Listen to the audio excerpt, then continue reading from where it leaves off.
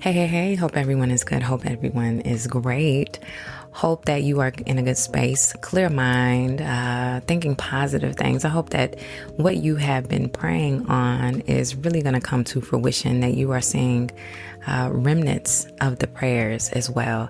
I hope that you are in a good space in your mind, your body, also in friendships and relationships. I hope that you are being the best mother or father that you can possibly be, the best person on your job. If you have a business, I hope that God is really designing and planning out everything for your business, and that you are more alert, aware, and that you are in a great space. Listen, it is a good 95 degrees out here in Georgia. And when I say it's hot. Like, to the fact where I step outside of my door and I'm sweating. I don't like to sweat, okay? I ain't no prissy woman, but listen, if I'm stepping outside of my door and I'm sweating, it's not a good thing. I only want to sweat when I am intentionally exercising. And even then, I can't let the sweat just be on me. I gotta wash. So all activities until further notice will be inside. I ain't doing nothing outside. But I want to challenge you to do this. Now, the forecast says that there will be rain this week, and I'm looking forward to it because there is something about rain that is so calming and so beautiful. And I want to challenge each and every one of you with this task, if you can.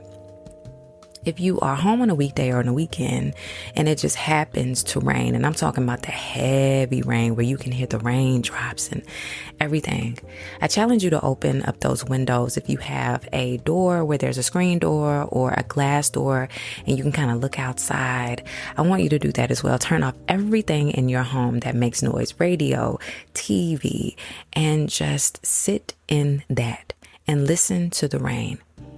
And intentionally, if you can, try to focus on, number one, something positive about you. Number two, I want you to pray. Okay, take that moment to pray. And number three, envision something in the future that you want.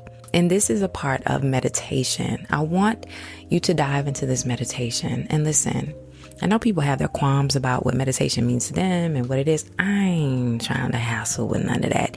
Because really and truly in my meditation, y'all, I get the deepest insights that I feel in the connection with God. And my prayers, oh my goodness, that time with God is so beautiful and so connecting. So I don't know what everybody else feels, but if you open to it, I want you to listen to the rain.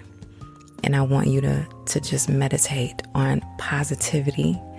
I want you to affirm things to yourself. I want you to pray during that time for things that you want, things that you need, or just have a conversation with God. And also formulate that plan for the future. Envision it. There is something about envisioning you in that time doing something. When it comes to pass, it's like deja vu. It's really real. Yeah. So I've been trying to be active on Threads, and Threads is a cool little spot, if you ignore all the negative BS that's on there, just like any other, networking place. But it's a great place for those who, just like to maybe write something or just share something. Very enlightening. I found some very interesting people on Threads, and I shared something the beginning of the month that really sparked from a conversation and then something that I experienced myself. And y'all know I'm about wholesomeness and being real and checking ourselves when, we ain't get it all the way right. And so this writing came from an epiphany that I had with a friend from a conversation, and then also taking it back to a situation where I had to check myself about how I felt about something someone else was doing. It wasn't even my business. It was my business, but it wasn't my business. Okay, I'm going to give you the quote and then we're going to talk about it, okay? So it says, give people space to do what is necessary for them without disdain, question of loyalty, and automatic cutoffs. Some individuals manage life's challenges in a variety of ways. Let us show grace towards those who are trying to work through the muddy terrain. Communicate your presence and give them the space to manage according to their own standards. Further conversation regarding coping differences can be reserved for a later time, but in their moment, allow them to be. So recently had a conversation with a young lady who needed some advice about something that she was feeling when it came to a friend. And listen, this is for every single person. Doesn't matter if you are a male or a female, because we've all gone through it. And the young lady had a best friend. The best friend was going through a really tough time. And to compound on that situation, her sibling got shot and killed. And so the decline of her mental health, of course, just went to the pits. So, of course, as her best friend, she was reaching out to her, letting her know that she was there, calling her. Her friend wouldn't call back. Went to her parents' house to sit with her. Her friend was absolutely numb. It was one-word answers to questions.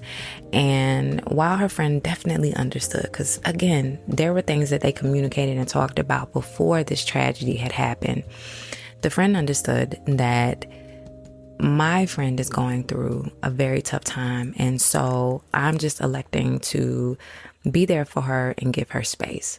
Well, that happened. 6 months went by. She was still texting, communicating, trying to communicate with the friend, and the friend one-word answers. And so the young lady began to feel a little slighted by the way that her friend was managing her emotions, which spilled over into how the young lady was feeling about her friend.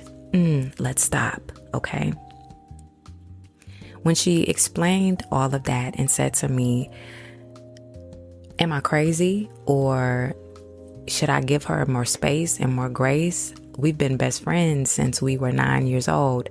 We know everything about each other. If anybody, she should be able to open up to me. So she went through the whole reasoning behind why she felt like in this moment as her best friend should open up to her and just pour out everything, because that's how it always been. And so I allowed her to talk, and she was reading my body cues, which I was really trying to keep abreast. And she said, Miss Lisa, just go ahead and tell me. And I said, I'm gonna tell you what it is, baby. In each facet of our growth, things become different. The person that you may have known at stage 15 is not the person that you know at stage 25. When things compound on a person so much, it stunts their ability to think, feel, and express. I want to say that again. When things compound on a person so much, it stunts their ability to think, feel, just be emotional, and to actually talk things out. And until you understand and have experienced it yourself, that is when the openness of grace will meet you first before you think about how it is that it affects you. Sometimes we can make things about us and it has nothing to do with us. I want to carry you down my thoughts real quick. I've been very open about the relationship between my mother and I, and it was very arduous. There were ups and downs. There were things I did not understand about my mother. I also knew my mother was a strong woman and she kept a lot of things to herself. But it wasn't until later, when she died, after, that I realized that my mother understood, knew, or felt that I didn't have the capacity to hold the things that she was suffering through, that I could listen, that I could be a great listener. But as far as giving advice or even meeting her where she needed, because my mother needed someone to talk to on her level, a counselor. She needed someone to take what it was that she was dealing with and turn it into something that she could implement day to day.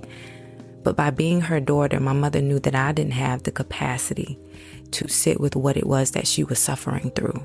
Again, I could only be a listening ear, but I could not be a voice of reason because I had not at that point been a well-developed woman and a mother. And when I identified that, I really looked within myself and I said, I, in many times, made how my mother's suffering, how I took that upon myself and how I felt like I was being done wrong, but not understanding what it was that my mother was suffering with. And not having the compassion and the grace and the space to see her where she was. And that brings me back to the young lady who was sharing about her friend. Though you have walked in the space of being the best friend and she has given you all of this, these words and her experiences and you share things, right? It doesn't mean that in every step of life that people are going to be comfortable right out the gate of opening up to whatever it is that they're going through. And I also said to the young lady, in each step of our lives, in each facet that we we also become aware. And some people who like to isolate don't want to be too heavy for the people that they've always talked to, committed their time and space to, and know so much about them. Because again, when it's so heavy for you to hold, if you have an inclination of your heaviness, you don't want to give that to someone else. And I said, there are many degrees of what it is that she may be thinking about. But sometimes we have to pull ourselves back and say that it's not about us. The best thing in many situations that we can do for people that we love, who is going through something that we just, in the degree, the space, the gravity of it, we can't understand, is to always and continuously let that person know, I am here for you. You still make the phone calls. You still make the text in the way in which you normally communicate, and let them know, I'm thinking about you. I love you. I'm here. And you leave it there. We're not having an argument about how you showed up or how you didn't show up and how it's making me feel. Because at the end of the day, their situation is not about you. We have to be more open to the experiences that other people feel. Though we are on the outside and we feel what it feels for us, can you imagine what another person feels when it's their issue? There are several ways that you can still be a part of someone's life when they have pulled away from you, when a situation has compounded them and just really sterilized them to a place where they don't feel that at the time they can talk, or whatever the case may be.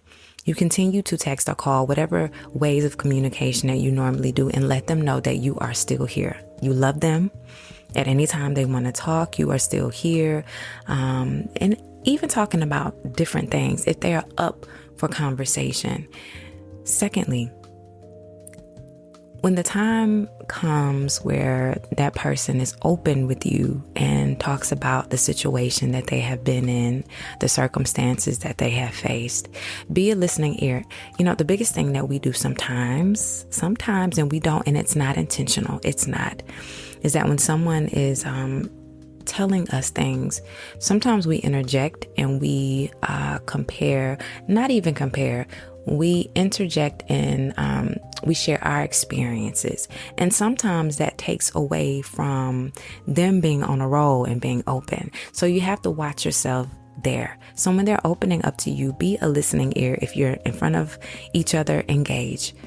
Look at their eyes. If you see that there is a breakdown in verbiage, if there's body language where the person, their shoulders are sinking forward, where you feel that the energy is going down, always extend a helping hand.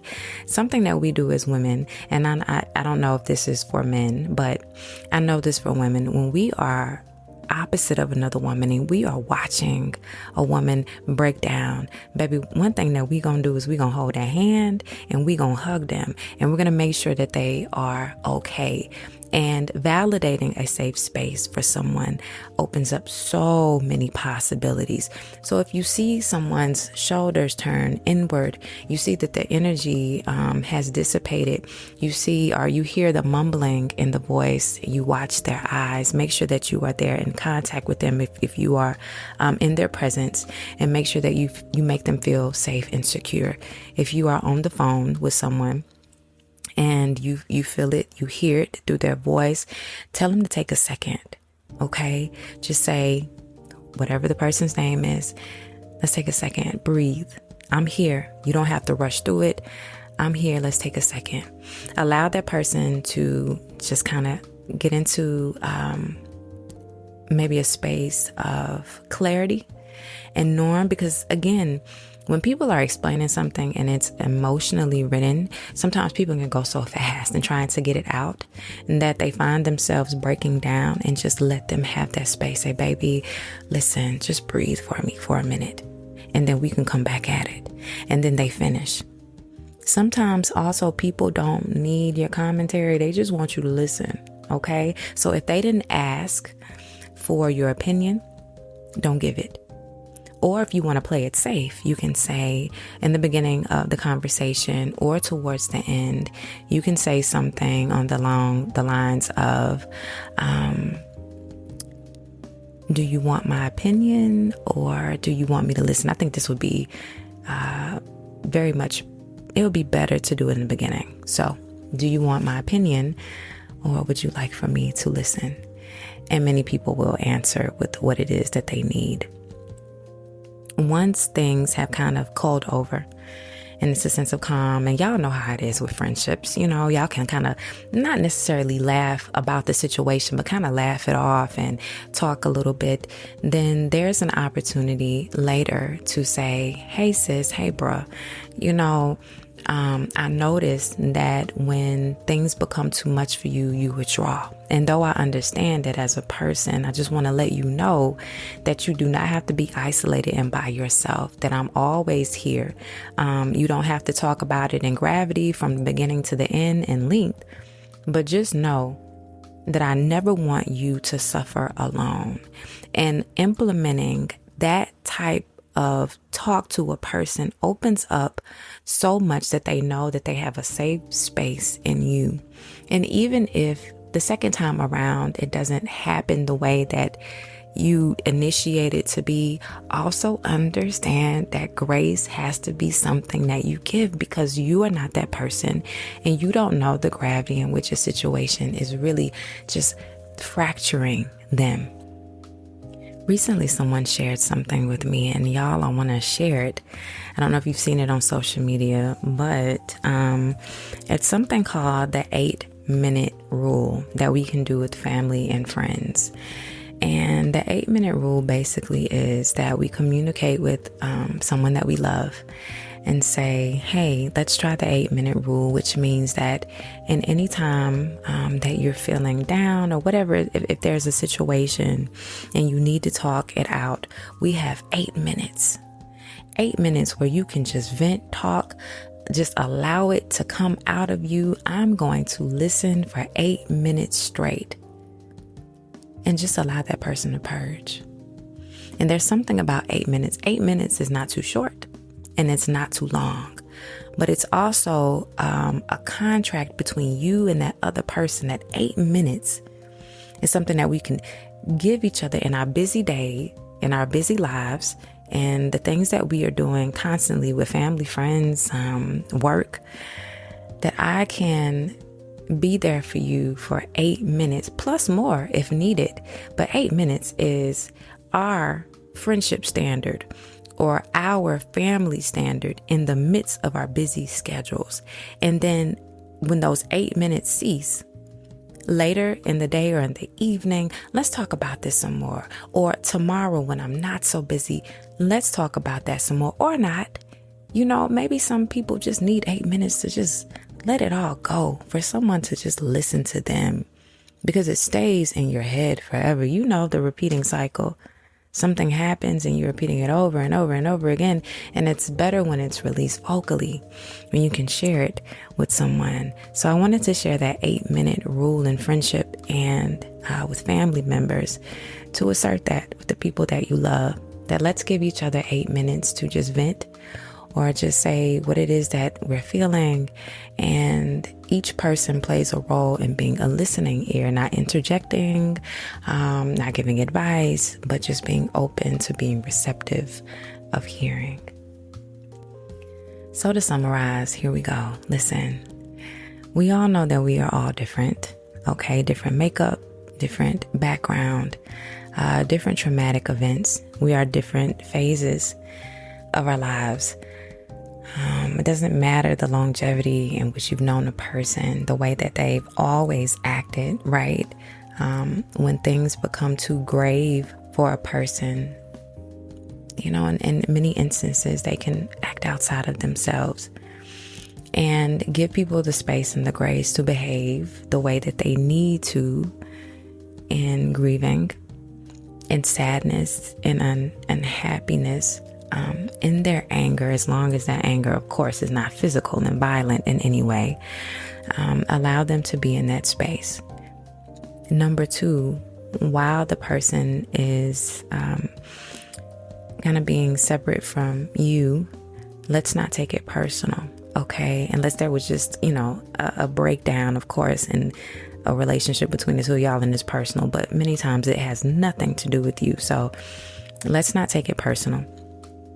Let's continue to communicate in the way in which you communicate: text, meetups, phone calls, letting them know and asserting that you are still here, you still love them, maybe doing and talking about other things. That breaks the ice as well, where, you just talking about something else and maybe they find that little space to open up and talk. And when they talk, y'all, this is important.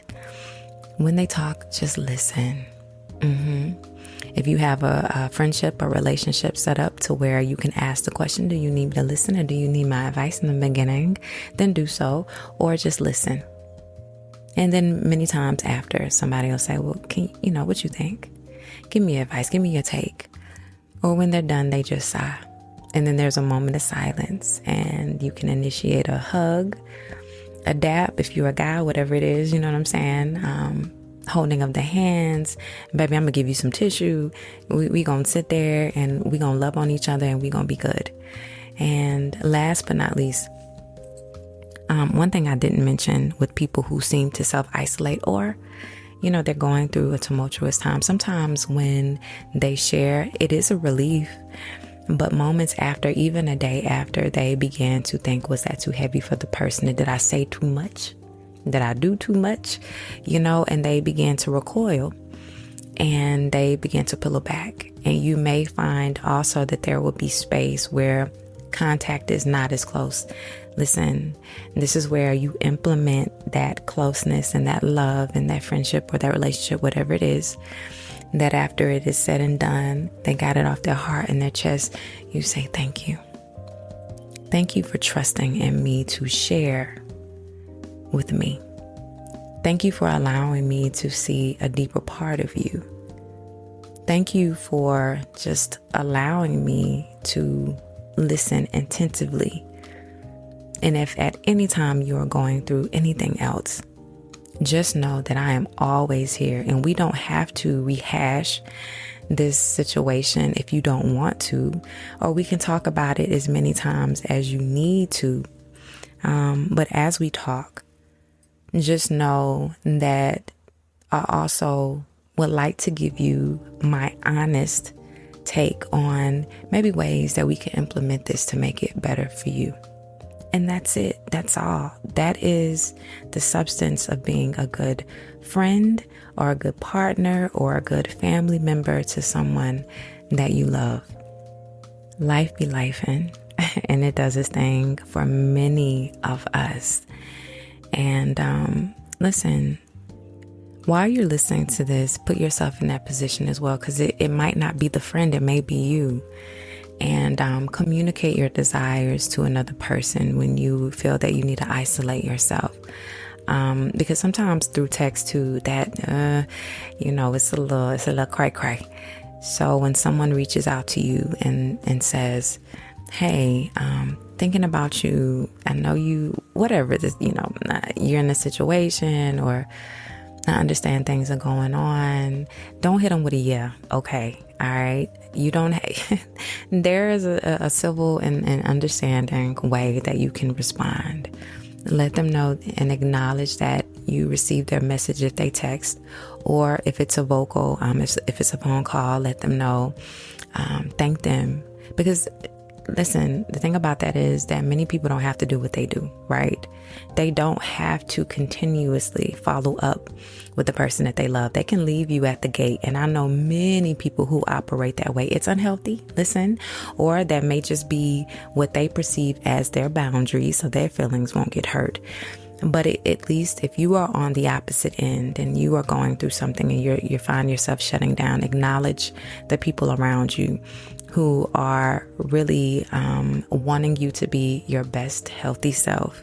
And when you are ready to revisit it or talk about it, let them know, I'm not in the good space right now, but later I will be open to it. And if you feel that you want to initiate the conversation, you can say that as well. I'll initiate or talk about that later. But always on each side, acknowledge the person that is loving on you and checking on you. And also acknowledge the person that is going through, extend grace and extend love. Okay. Thank you so much to every single person who has listened to this episode. I hope that it was something for your heart, for your soul, that it provided some form of insight on both ends of the spectrum, how we can be better people, better friends, better family members, and better lovers. Remember that while we are experiencing ourselves, other people are experiencing us as well. And so allow people to tell you what it is that they feel. Take it wholeheartedly. Listen, don't take it too personal, because we all are learning and growing, unless they come at you all kind of ways, sideways. And then, you might have to check them. But when people come to you in love, they are truly coming to you in love. And thank you so much for just sitting through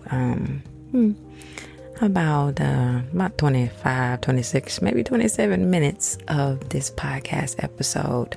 Thank you for every single person who taps in every single time an episode comes in.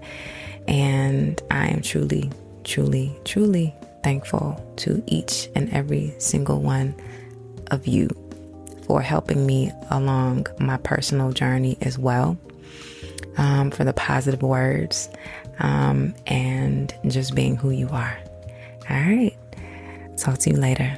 Love, Lisa Marie.